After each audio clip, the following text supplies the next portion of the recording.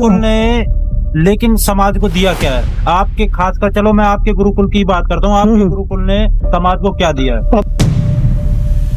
अच्छा, अगर ये इतनी परंपरा अच्छी है तो आपके जो मित्र हैं, आपके दोस्त हैं, उन्होंने क्यों नहीं अपनाया इस चीज? तो जैसे ही बच्चे गुरुकुल से बाहर निकलेंगे तो डिजिटल युग में वो कैसे अपने आप को सरवाइव कर पाएंगे? क्या ये समझा जा सकता है कि जो अंग्रेजी शिक्षा है वो गुरुकुल शिक्षा से आगे है? में अगर गुरुकुल परंपरा भारत से नष्ट हो गई तो क्या भारत को इसका क्या भुगतान करना पड़ेगा आने वाले? एकमात्र भुगतान होगा, जो रेडियो के जो मुख्य कर्ता थे वो हमारे ही भारत के चंद्र, देखो ना आप, जो कि खेल जगत का सबसे बड़ा माना जाता है ओलंपिक, उस ओलंपिक तक यहाँ के बच्चे गए हुए हैं।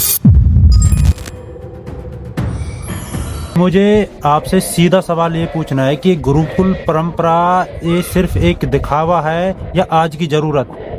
देखो, जो हमारी गुरुकुल परंपरा है, यदि हम इसको केवल दिखावा कहेंगे जी, तब तो ये प्रश्न बिल्कुल ही निराधार हो जाता है जी। क्योंकि यदि हम अपने प्राचीन काल में जाते हैं, अपने इतिहास को पढ़ते हैं, तो उस समय का जो वैभव था, चाहे वह विद्या से हो और चाहे वह धन से हो, उस समय जिस प्रकार की विद्या दी जाती थी, आप अभी देखोगे चरक संहिता, सुश्रुत संहिता और ये जो हमारे चारों वेद हैं, इनमें जो विज्ञान भरा पड़ा है, जिसको आजकल वैज्ञानिक भी स्वीकार कर रहे हैं, तो यही शिक्षा दीक्षा पहले जब हमारे गुरुकुल प्रणाली चला करती थी, आश्रम पद्धति चला करती थी, आप रामायण पढ़ोगे, महाभारत पढ़ोगे, उसमें इसका सीधा सीधा वर्णन हमको मिलता है कि सब बच्चे आश्रम में पढ़ते थे।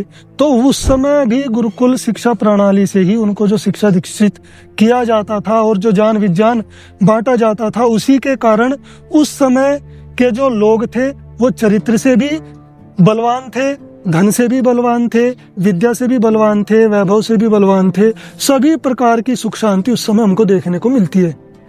तो ये जो गुरुकुल प्रणाली इस समय यहाँ पर चल रही है, यह भी उसी की ही एक प्रतिछाया है, एक प्रतिबिंब है। जैसा हमारा प्राचीन समय में जो हमको गुरुकुल में पढ़ाया जाता था, सिखाया जाता था, वो सब कुछ आज हम भी सीखते हैं। अपने चरित्र से हम बलवान बनते हैं, यहाँ पर विद्या से बलवान बनते हैं, और जो ज्ञान विज्ञान प्राचीन समय में हमको सिखाया जाता था उसको सीखते हैं, पढ़ते हैं। अच्छा, अगर ये इतनी परंपरा अच्छी है तो आपके जो मित्र हैं, आपके दोस्त हैं, उन्होंने क्यों नहीं अपनाया इस चीज को? देखो, अब जैसे मैं उदाहरण दे देता हूँ, आप देखोगे ना, जो ट्रेन देखी होगी आपने जी। उसमें आप एक जनरल डब्बा देखोगे और उधर ही आप जब एक थर्ड एसी फर्स्ट एसी का डब्बा देखोगे, तब उसमें आपको डिफरेंट मिलेगा देखने के लिए, मिलेगा नहीं मिलेगा? तो आज लोग क्या है, अपने विचार का प्रयोग नहीं करना चाहते। आज लोगों का विवेक बिल्कुल धराशायी हो चुका है, उनको जैसा बता दिया जाता है वो उसी रास्ते में चल पड़ते हैं। इसको कहते हैं अंधविश्वास, जिसमें आज का समाज फंसा हुआ है।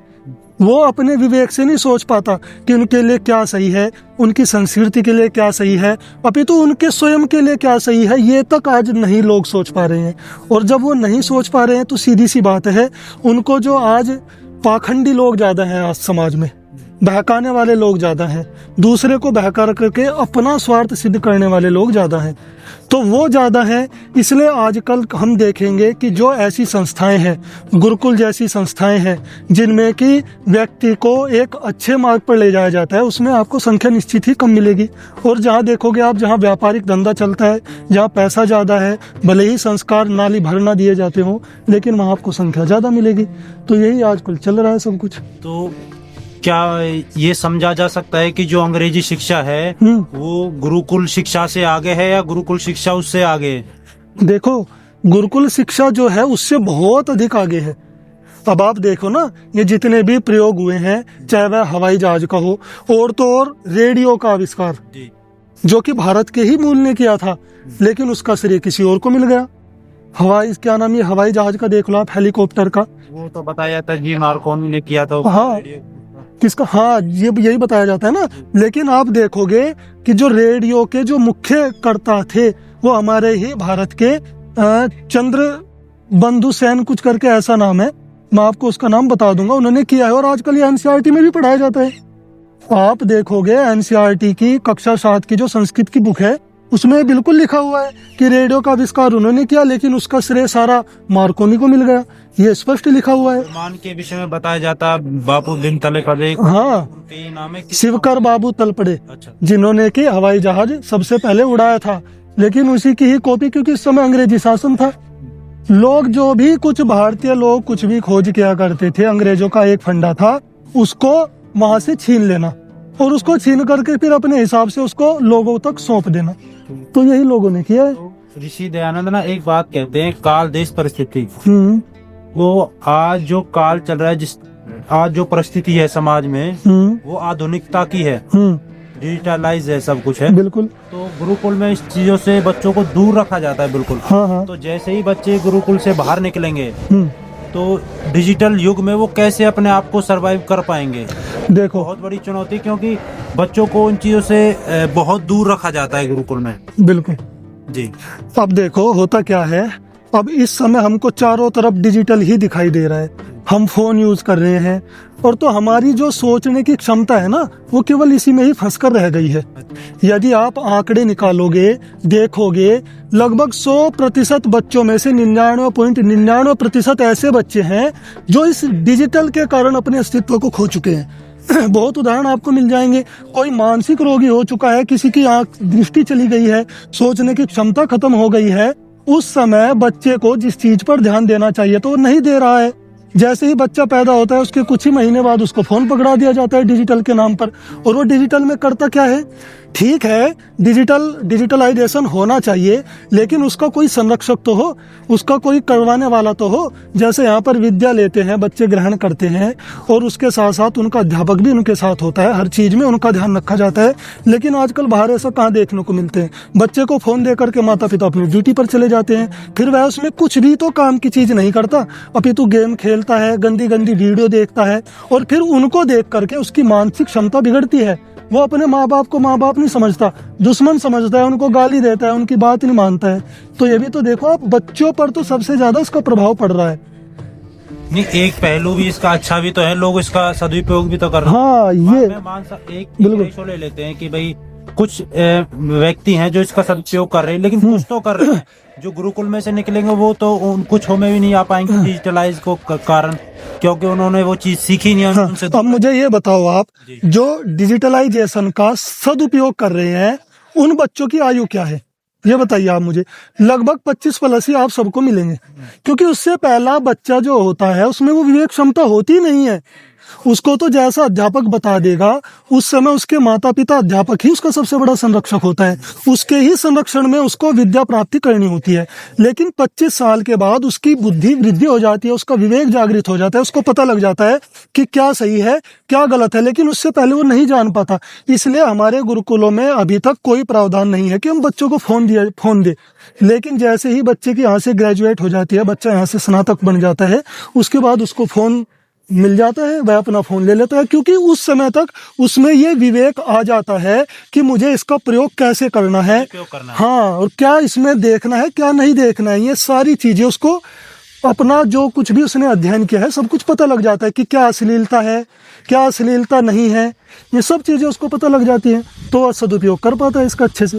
ठीक है, मतलब ये भी कि भाई गुरुकुल पीछे नहीं है अंग्रेजी शिक्षा से। हाँ, डिजिटल मामले में आपने जैसे बताया है, वो भी उचित बात है, बिल्कुल। और दूसरी ने लेकिन समाज को दिया क्या है आपके? खासकर चलो मैं आपके गुरुकुल की बात करता हूँ, आपके गुरुकुल ने समाज को क्या दिया है? अब देखो, गुरुकुल का जो मुख्य उद्देश्य वर्तमान समय में है, वह है अपनी खोई हुई जो प्राचीन संस्कृति है, जो कि लॉर्ड मैकाले ने यहाँ पर अंग्रेजी शिक्षा ला करके पूर्णतया नष्ट भ्रष्ट कर दी। उस परंपरा को बचाए रखना, उसका संवर्धन करना, अपने प्राचीन ज्ञान पर गौरव करना और उसको समाज के सामने प्रस्तुत करना। आप मैं बता दूं, लगभग हमारे गुरुकुल की जो स्थापना हुई है वो 2000 में हुई थी। ठीक है, 3 मार्च 2000 में इस गुरुकुल की स्थापना हुई। 3 मार्च। और उस गुरुकुल की स्थापना के बाद आज लगभग 25 वर्ष इसको पूर्ण हो चुके हैं। और उन 25 वर्षों में इसकी जो उन्नति रही है, वो चाहे तो वह हमारा क्रीड़ा क्षेत्र हो, इसके साथ साथ चाहे वह सेना हो, वायु सेना हो, थल सेना हो, जल सेना हो, इसके साथ साथ चाहे वह शिक्षा का क्षेत्र हो, प्रोफेसर्स हो, चाहे आपके लेक्चरर हों, चाहे आपके टीजीटी हों, पीआरटी हों, लगभग अनेक ऐसे क्षेत्रों में हाँ युवा हमने निर्मित किए हैं जो आज समाज में रह रहे हैं, सेवा दे रहे हैं और उनको शिक्षा के साथ साथ संस्कारों का भी प्रदान कर रहे हैं, उनको समझा रहे हैं। ये काम केवल मात्र एक वही कर सकता है जिसने कि गुरुकुल से अच्छी संस्कारों के साथ शिक्षा ग्रहण की है। वही आगे जा कर के जब जहाँ भी पढ़ाने जाएगा तो उसके लिए संस्कार भी उतने ही महत्व रखेंगे जितना कि शिक्षा उसके लिए महत्व रखेगी। तो लगभग कोई सा भी क्षेत्र हो, हर एक क्षेत्र में यहाँ से बच्चा गया हुआ है। ओलंपिक में भी बता रहे थे कि ओलंपिक, हाँ बिल्कुल। अब देखो ना, अब जो कि खेल जगत का सबसे बड़ा माना जाता है ओलंपिक, उस ओलंपिक तक यहाँ के बच्चे गए हुए हैं। दीपक कुमार जो कि राइफल में ओलंपिक, अब ये जो पिछला ओलंपिक हुआ है, पिछले से पिछला ओलंपिक हुआ था, उसमें गए थे वो वहाँ पर। अच्छा। जी। और उससे पहले उन्होंने एशियाड में, कॉमनवेल्थ में इनका रजत रहा है, रजत पदक उन्होंने प्राप्त किया है वहाँ पर। और इसके साथ साथ अनेक नेशनल चैंपियनशिप उन्होंने जीती हैं। और तो और बहुत हमारे बच्चे हैं जो कि वॉलीबॉल में भी जाते हैं, कबड्डी भी यहाँ पर खेली जाती है। और इसके साथ साथ बैडमिंटन होता है हमारा, परेड होती है हमारी, लंबी कूद, ये जितने भी खेल होते हैं हम सभी खेलों में प्रतिभाग करते हैं। और आप रिकॉर्ड उठा करके देखोगे लगभग सभी खेलों में पदक यहाँ पर विद्यमान है। मतलब आपका कोई ऐसा पल रहा है जब आपको लगा कि भाई मैंने गुरुकुल में आके गलती कर दी, मतलब गुरुकुल का चयन आपका गलत रहा था कि भाई मुझे नहीं आना चाहिए था? देखो, मेरा ऐसा कभी भी मेरे मन में तक अभी तक नहीं आया। लगभग मैं 2009 से गुरुकुल में हूँ। 2009 में मेरा यहाँ पर एडमिशन हुआ 6ठी क्लास में, क्योंकि 6ठी कक्षा से ही यहाँ पर लिया जाता है बच्चों को, उससे पहले हम नहीं लेते। तो 6ठी कक्षा में मेरा 2009 में एडमिशन हुआ और आज 2026 लग चुका है।